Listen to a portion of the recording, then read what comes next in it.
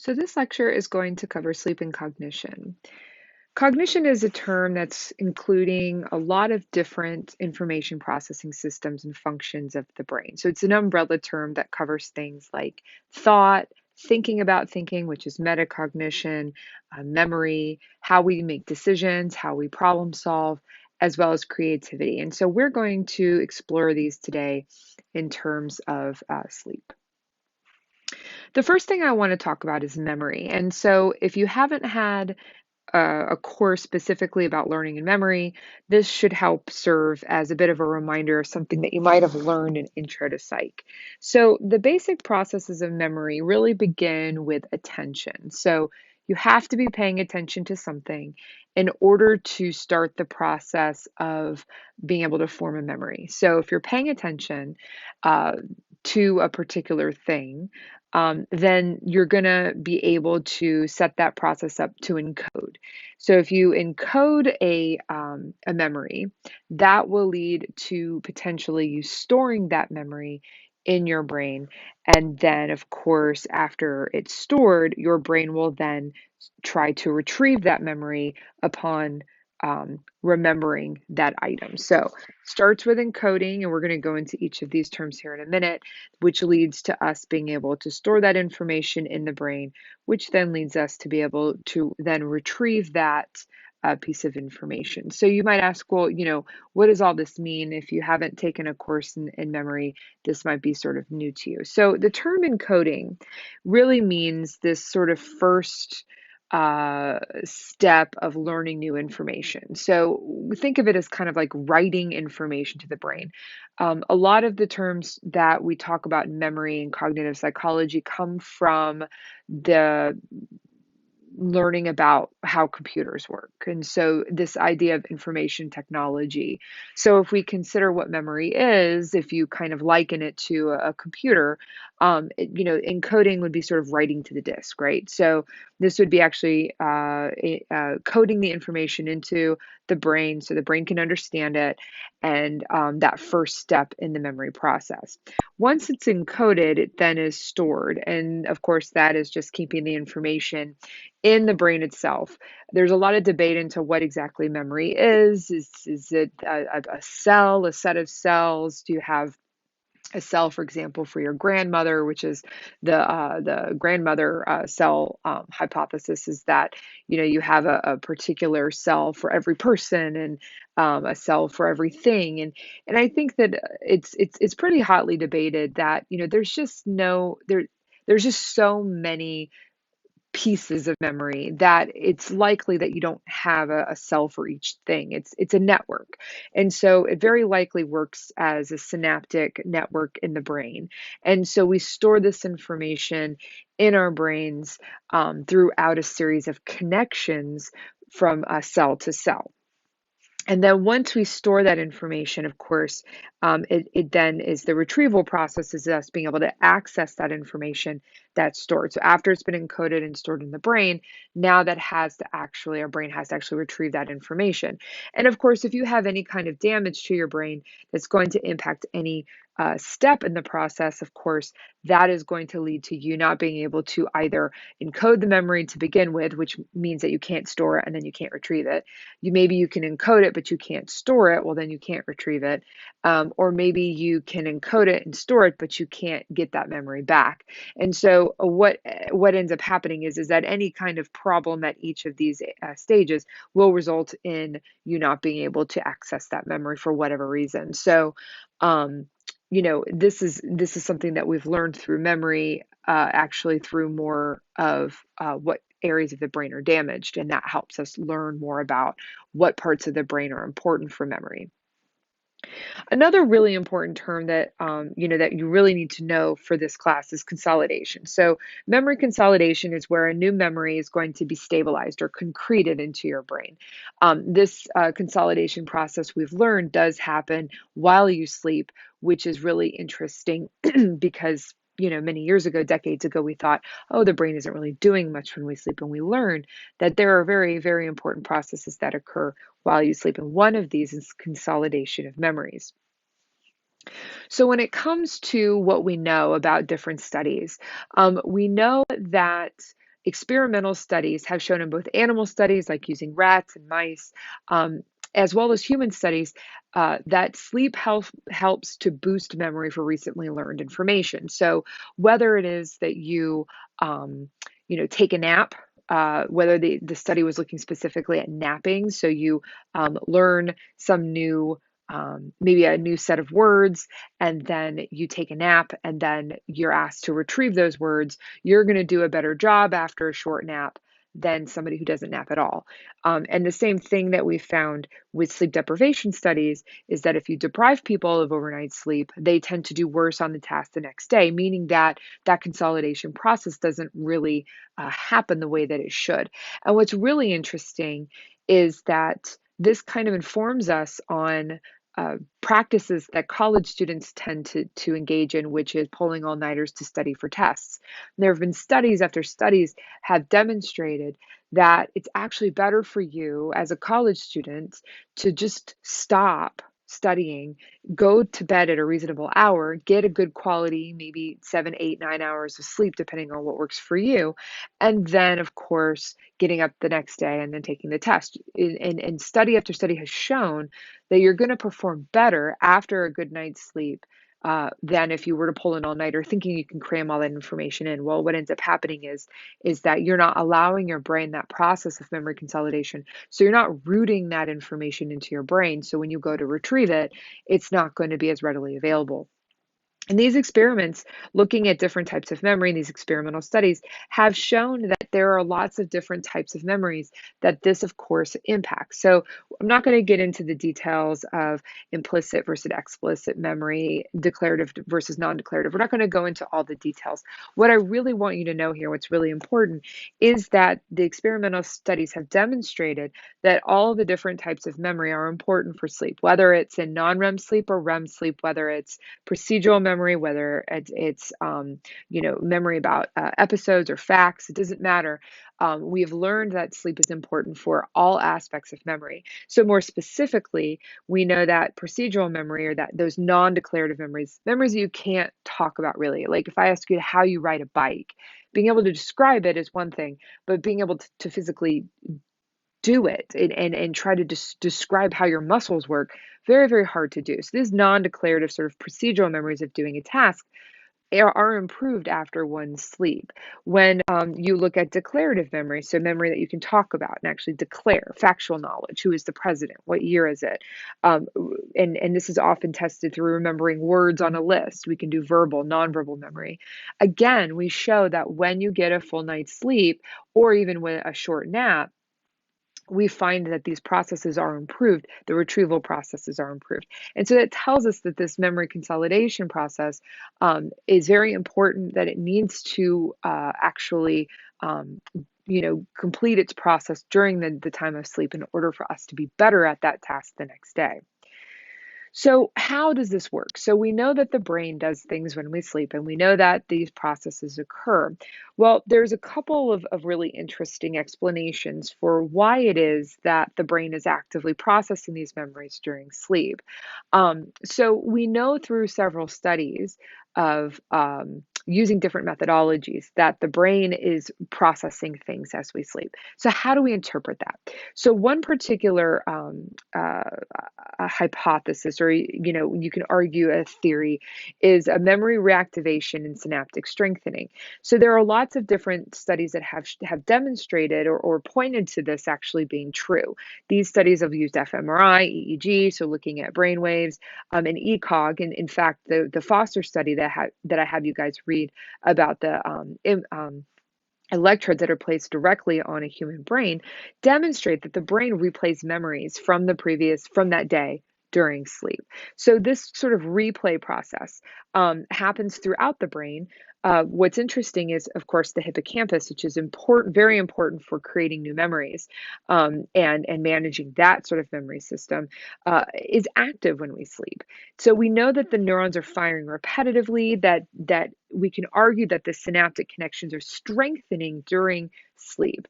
And so when these processes are strengthening, concreting, consolidating, that is where we're seeing this process occur, and us being able to actually remember things better the next day because we're reliving that in our brains. And of course, when you strengthen those that sort of massive uh, net-like network in our brain of synapse to synapse and cell to cell, that is going to improve our memory.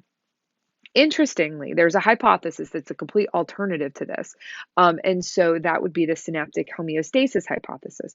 And so the root behind this is the fact that we only have so many resources in the brain. We only have so much space. We only have so much energy. And so the argument here is that sleep is aiding in memory because it's able to reduce the overall strength of the synaptic connections between neurons. So this is a complete opposite hypothesis to the synaptic strengthening. This is actually saying that it's reducing overall strength because what it's doing is it's allowing us to shift things around so that we're able to make room for more connections and more learning for the next day. We know that there are brain-wide projections and activation that occurs during sleep. And so the argument is that this is explained as activity, this brain-wide activity is actually working to dampen some of this connection so that we can move things around to make room for the next day's um, um, memories and learning. And so, in reality, if you take these two together, even though they're sort of contradictory, we can argue that maybe some of both is happening, right? So yes, maybe some of the synapses are strengthening and then some of them are either sloughing off or dampening. And so that is what's reinforcing some of the memory connections is the replaying. And then maybe some of the other connections are dampening or weakening to allow for this sort of reserved of reserves of energy and space because of course there's only so many there's only so much space that we have in the brain. So I think that the real truth is probably going to lie somewhere in the middle, but again, we can only take the studies that we've done and look at the evidence and see what that's sort of telling us. Now, one thing that I get asked a lot by students is, hey, what can I learn while I sleep? And so if you look at some of the old pictures of, especially in the 50s and 60s, there's this argument that, oh, okay, well, if you play a record while you sleep, you can learn a new language and you can learn this and you can learn all this information. And so this is kind of where this poster comes from, and it's a sort of an advertisement for you to be able to learn something specifically while you sleep, and which is amazing, right? So this is not like um, reevaluating the information that you've learned from the day before, the previous day. This is actually learning information while you're in the process of sleeping. So, listening to someone lecture, are you going to be able to learn that information or remember it in the morning? And so, I think that generally speaking, this would be amazing, right? Because you could like put a record on, you can learn a language, you can, you don't have to study because you can go ahead and actually sort of study in your sleep. And I think that if we would have been able to do that, we absolutely would have mastered that by now, or at least college students would have found a way to be able to master this. So what's interesting is that there's been a lot of study looking at this, and I think the overall consensus is no, that we actually can't sleep learn, right? Um, when you look at the sleep deprivation studies, what's interesting is that we're finding that if you deprive somebody of sleep, that they actually have a harder time learning new information the next day. So we're not talking about somebody learning a list and then being sleep deprived and then trying to recall the list. We're talking about somebody not learning something the day before, but being sleep deprived and then learning something the next day. It actually impairs their ability to be able to learn it as well. Think about, being really sleepy and sitting in a lecture and hearing this information for the first time. It's hard to concentrate. You're on sort of your reserves. You're on, you're sort of on fumes, if you will. And so when you're trying to learn new information and your brain is really struggling to maintain its energy balance, when you deprive it of sleep, of course, you're going to struggle even harder. So not only do we find that obtaining good quality sleep is really important for learning new information before you learn it, it's also, of course, important for after learning the new information. So you want to make sure that you're actually well rested before you go into learning something new. Now, many of you probably recall that. a Pavlov, right? So we've learned through experimentation that learning super complex things like learning a new language and learning, lecture information can't do it while you sleep. But some really interesting studies have demonstrated that we might actually be able to do some classical conditioning learning during sleep. So we know that the brain has filters, and so the filters do allow for some information to come through while you sleep. Generally speaking, we're not dead to the world because, we need to be able to wake, and we need, if something's dangerous, like, your house is, on fire, if there's smoke coming in, or if, there's a bear outside of your door, and you need to be able to hear to wake up, to get up, there's got to be some sort of filtering information in that's telling your brain, okay, this isn't important enough, continue sleeping, or nope, this is super important, you need to wake up. So we do know that there's some information filtering through. We know that people tend to show through different kind of brainwave activity that they hear their name. Certain sensory information we're sensitive to, we experience spikes and spindles and different kinds of brainwave special activity when we hear certain things. So we know that some sensory information is coming through, but when you look at classical conditioning, which is a really sort of non-conscious learning, we learned this through Pavlov and the bell and the dog, right? So we have a dog who sees a meat powder, and of course their natural reaction is they're going to salivate or drool at the smell and the sight of the meat powder. And so what Pavlov was able to do was pair the meat powder with a bell, and when you pair those two unrelated things over and over again, the dog starts to associate the bell with the meat powder, and then starts to salivate just at the sound of the bell, and you can take the meat powder away. And so at that point, learning has occurred, and classical conditioning has occurred. So it's a very basic sensory process that we, of course, humans, of course, can be classically conditioned as well, and we're classically conditioned all the time. So what's interesting is that there was a particular study by RZ et al. In 2012 that examined just this. And what they were able to do is while a person was sleeping, they were able to pair a particular noise, a particular sound, with a really stinky fish.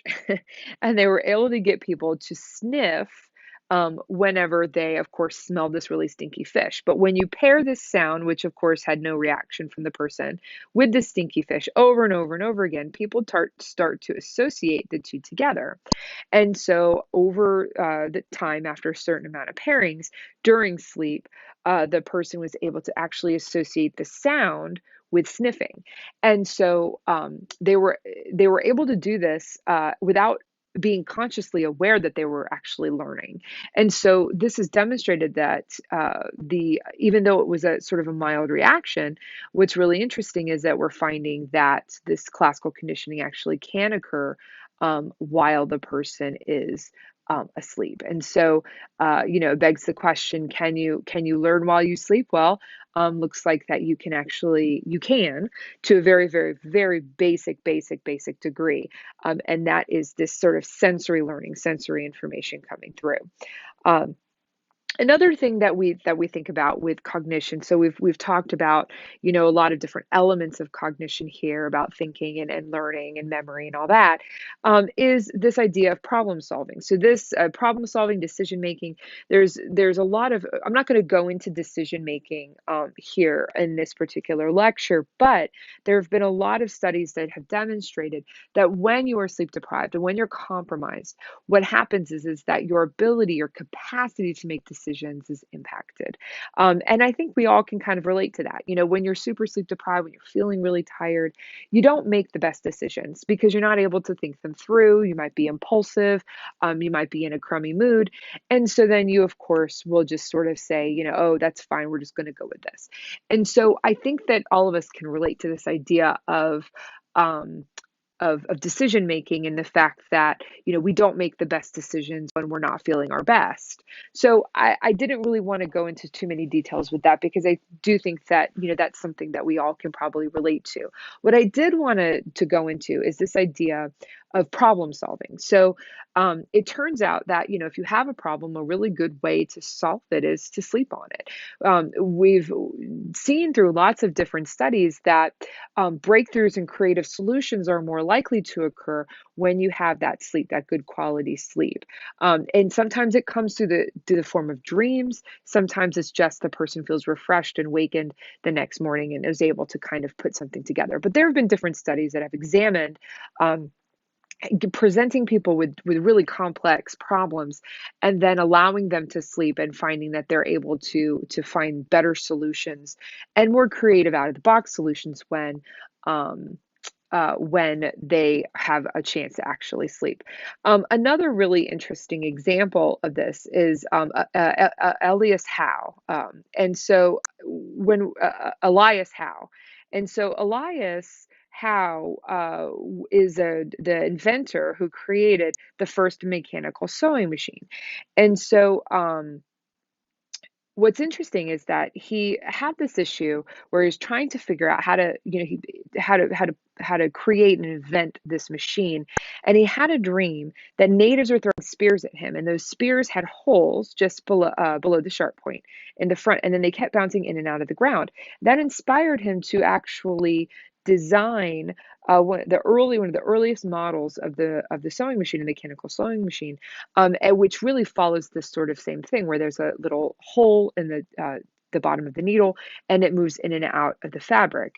And so this is a really interesting sort of approach, and it's something that's out of the box. So again, we find that when we're well rested and we're able to really dream and go through all of our sleep stages and cycles in a healthy way, that this can lead, of course, to creative problem solving. We also find that creativity is impacted through sleep. So again, being able to be presented with a particular problem and finding creative out of the box solutions, not just solving the problem, but solving the problem in a creative way. And arguably you could say how, solved this issue of the mechanical sewing machine in a creative way. Um, uh, a lot of this is experienced through dreams. So Stevenson, who wrote Dr. Jekyll and Mr. Hyde, supposedly got his inspiration from a dream. Paul McCartney of the Beatles got his inspiration, heard the tune of the song Yesterday in a dream. And so oftentimes we hear writers will fall asleep with a paper or a notebook beside their bed. And so if they awaken in the middle of the night and they have something that's inspired them or dream that they want to, think later about, they can jot that down when they wake up before they forget. So it's really interesting in that in this whole process is that we learn that sleep is very important for these different levels of and aspects of cognition through thought, through memory, decision making, problem solving, creativity, all very important for the whole idea of cognition. If you have any questions, you can send me an email. And so this is a little bit shorter than we typically do, but I think that this is just a really interesting sort of scope, a very broad scope of how sleep impacts memory and cognition, and generally speaking, cognition. If you have any questions, let me know.